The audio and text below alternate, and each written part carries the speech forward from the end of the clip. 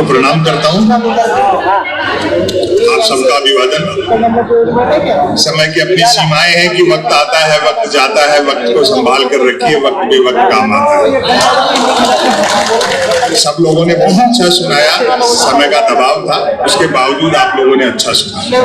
जिनका यहाँ सम्मान किया गया, मैं उनका फिर से अभिवादन करता हूँ तमाम सुधीजनों की तरफ से। जिन्होंने अच्छे चित्र बनाए, उनके हम कवि आभारी हैं। वाह, तालियां एक बार। काफी बज गई, खूब बजा दी ताली। अब आप आनंद से सुनो, 5-7 मिनट का समय आपका लेना है। मैं बहुत कम बोलूंगा, हालांकि ये बड़ा मुश्किल काम है, क्योंकि हम हिंदुस्तानी लोग आज पौन घंटा तो रॉन्ग नंबर पर ही बात कर लेते हैं, और ये भी आज पौन घंटे बाद सामने वाला ही बताता है कि भाई साहब रॉन्ग नंबर लग गया, दिखता है। अब आखिर में वही लोग बचे हैं जो या तो मुझे 5-7 मिनट सुनना चाहते हैं, या फिर जो दूसरों के साधन पर आए हैं।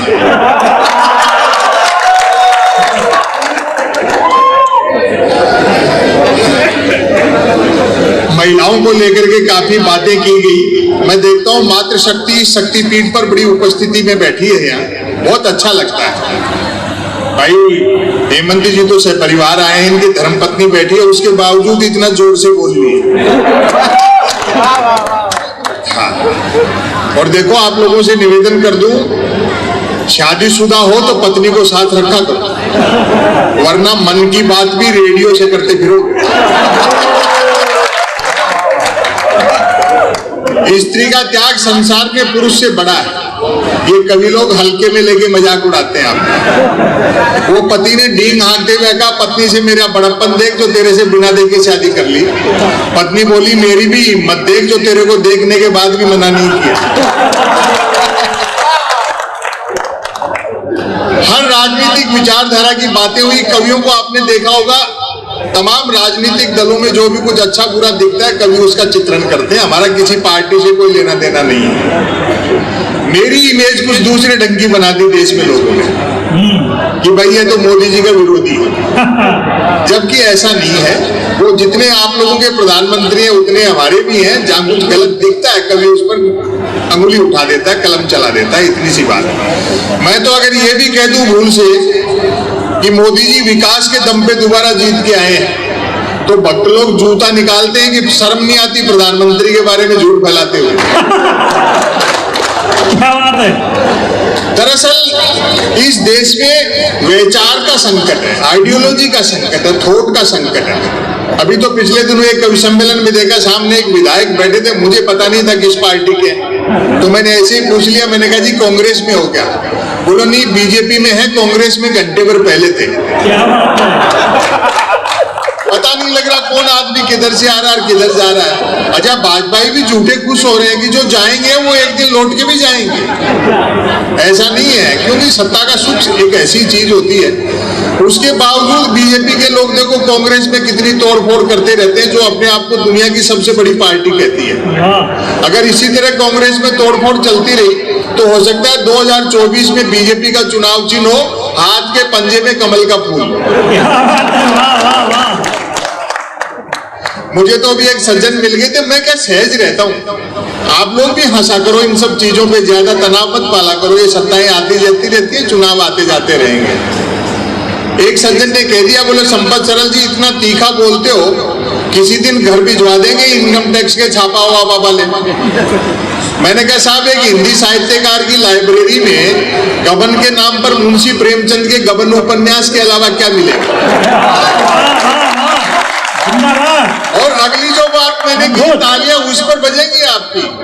और मैंने कहा जबरदस्ती ऊपर के किसी के दबाव में फंसाने की कोशिश भी करोगे तो हम भी बीजेपी ज्वाइन कर लेंगे।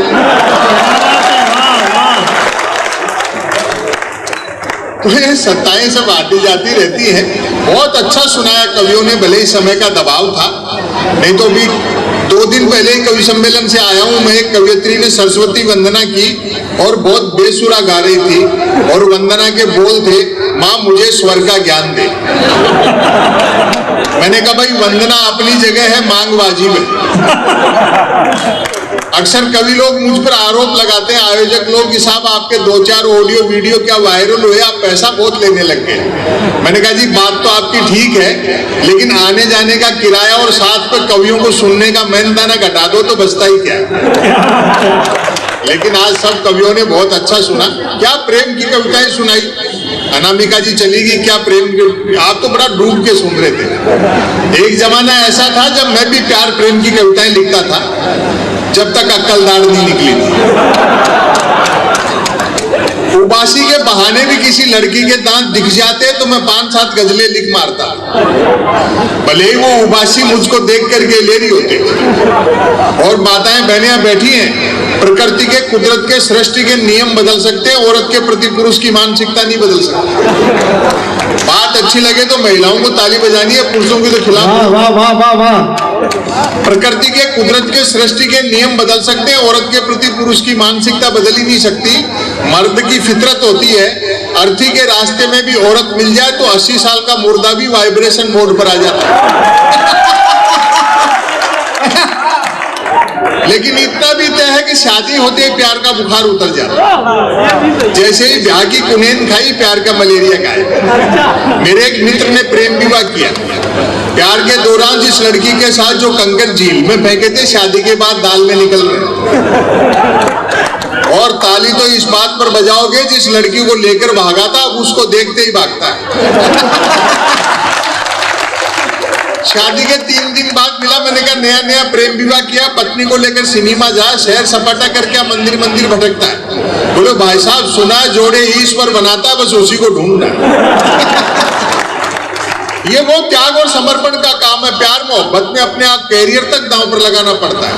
मैं ऐसे कई लड़कों को जानता हूं जो कॉलेज के जमाने में मेरे साथ पढ़ते थे, जिन्होंने अपने बाप की गाड़ी कमाई से प्रेमिकाओं को जलेबी खिलाई, आजकल शहर के नामी हलवाई बने हुए हैं। और मेरे मित्र का त्याग तो प्रेम के मामले में महात्मा बुद्ध से भी बड़ा है। बुद्ध अपनी पत्नी और बेटे को सोता हुआ छोड़कर चले गए थे। वो रोज रात को इंतजार करता है कि लुगाई सोए तो घर में घुसूं। और मैं तो देखो हिंदी साहित्य का विद्यार्थी था, इसलिए मुझसे तो कौन प्रेम करती, भाई मरते हुए पे कौन मरेगा। लेकिन मेरे साथ 2 चीजें ठीक थी, एक तो साहित्य का विद्यार्थी था तो भाषा अच्छी थी, दूसरा मैंने ट्रकों से शेरो शायरी उतार रखी थी। तो प्रेम करने वाले मुझसे प्रेम पत्र लिखवाते थे, और मैं जिसके प्रेम पत्र लिख देता था उसके 2 नतीजे जरूर निकलते थे, या तो उसकी शादी हो जाती थी या फिर वो पिटता था। हालांकि बात एक ही,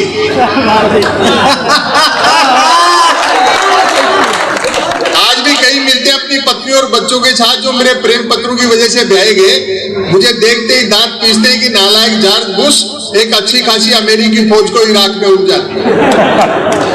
हिंदुस्तानी आदमी आम दिन तो छोड़ो, 14 फरवरी को वैलेंटाइन डे आता है, उस दिन तक सुख से प्रेम नहीं कर सकता। 14 फरवरी को श्री राम सेना वाले तो ये कह देते हैं कि जो भी प्रेम करता हुआ मिला उसको पीटेंगे, और सरकार पुलिस को ये कह देती कि देखो इस दिन कोई प्रेम से वंचित नहीं रह जाए। जो प्रेम करते हुए मिलते हैं उनको तो श्री राम सेना वाले पीटते हैं, जो नहीं करते उनको पुलिस वाले पीटते हैं। ये वैलेंटाइन डे वगैरह है क्या? मेरे ख्याल से वैलेंटाइन डे एक सोने का हिरण है, जिसे बाजार के जंगल में उन कंपनियों ने छोड़ रखा है जो धनुष बाण का बिजनेस करती है। कबीर को, सूर को, तुलसी को, मीरा को पढ़ो तो पता लगे प्रेम दर्शन का विषय, प्रदर्शन का विषय नहीं। जिन नौजवानों के कंधों पर चुनौतियां हैं, देश की, समाज की, परिवार की, कैरियर की, दोस्तों एक निवेदन कर दूं, सब मीडिया के बंधु, सोशल मीडिया पे सब चलता रहे खेल, कमाई धमाई का समय बदल गया, कोई प्यार मोहब्बत जैसी बात नहीं। समा का स्थान ट्यूबलाइट ने ले लिया, परवाना जलने की गरज से जाता है तो छिपकली खा जाती है।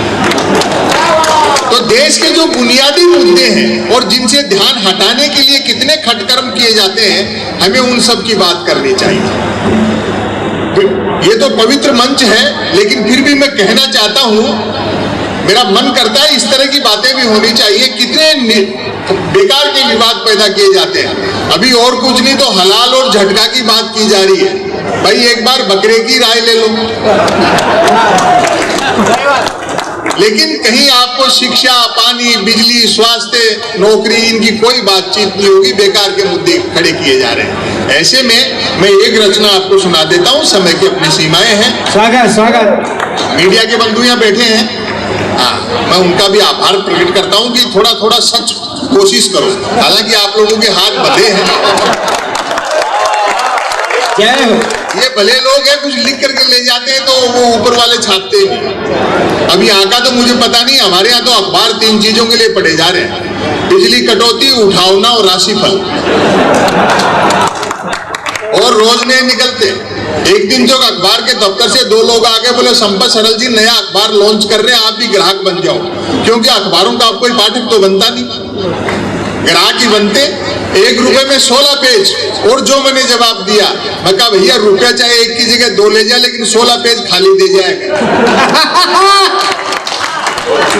फिर मैंने रिसर्च की कि इतने अखबार बिकते कैसे। तो अचानक एक दिन एक अखबार के दफ्तर से फोन आया, बोले संपत सरल जी आज आपका नाम हमारे अखबार में छपा। मैं बड़ा खुश हुआ, जी आपका अखबार कहाँ मिलता है? बोले हमारा अखबार कोई होकर नहीं बांटता है, जिस किसी का नाम छप जाता है दिन भर वही खरीद खरीद कर बांटता है।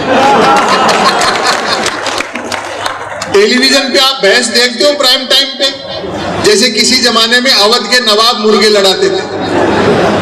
मैंने तो 4 साल पहले टेलीविजन का कनेक्शन कटवा दिया, और बंद स्क्रीन भी कपड़े से ढक के रखते हैं। वो 4 जन बहसे आते हैं, एक मुद्दे का समर्थक, दूसरा मुद्दे का विरोधी, तीसरा बुद्धिजीवी दोनों को हड़काने वाला, और चौथा एंकर तीनों को भड़काने वाला। और अब आपकी तालियां उठेंगी, चौथा एंकर तीनों को भड़काने वाला। बहस होनी होती है गरीबी की रेखा पर, और करते रहते रेखा की गरीबी पर। कहीं आपको बुनियादी चीजें नहीं मिलेंगी, कहीं बुनियादी मुद्दे नहीं मिलेंगे, लेकिन समय है, चीजें धीरे धीरे होंगी तो बदलेंगी भी। एक रचना में आपको सुना। भ्रष्टाचार तो आपने देखा ही होगा कि पिछले 7-8 साल में बहुत कम हो गया, ये तो माननी पड़ेगी। रेटें डबल हो गई, गारंटी आती है। न सिर्फ आदमी 1 करोड़ का लोन 59 मिनट में ले सकता है, बल्कि 59 करोड़ का लोन लेकर के 1 मिनट में भाग भी सकता है। व्यापम का नाम सुना आपने? उसी प्रदेश के, मैं समझाता हूं व्यापम क्या है। आवेदन एक ने किया, परीक्षा में दूसरा बैठा, इंटरव्यू तीसरे ने फेस किया, नौकरी मिली चौथे को और करता रहा 5वां। क्या बात। वेतन 6ठे ने उठाया और पेंशन हुई 7वें की। जब आपकी तालियां अब उठेंगी, पेंशन हुई 7वें की, जबकि 7वें की डेथ तभी हो गई थी जब पहले ने अप्लाई किया।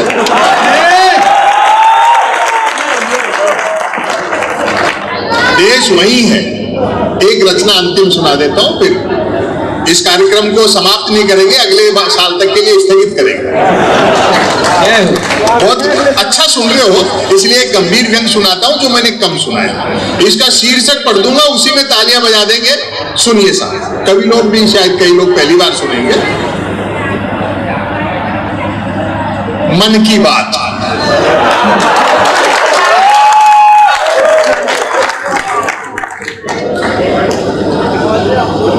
मन की बात। कोई कुछ भी बात करे, बात कुल 2 ही प्रकार की होती है, एक काम की बात और दूसरी मन की बात। यदि आप मेरी इस बात से सहमत नहीं हैं तो फिर आपकी अलग बात है।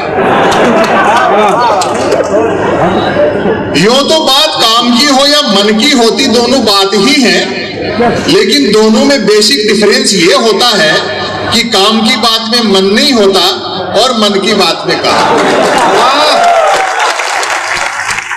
असल में तो मन की बात की ही इसलिए जाती है ताकि काम की बात नहीं करनी।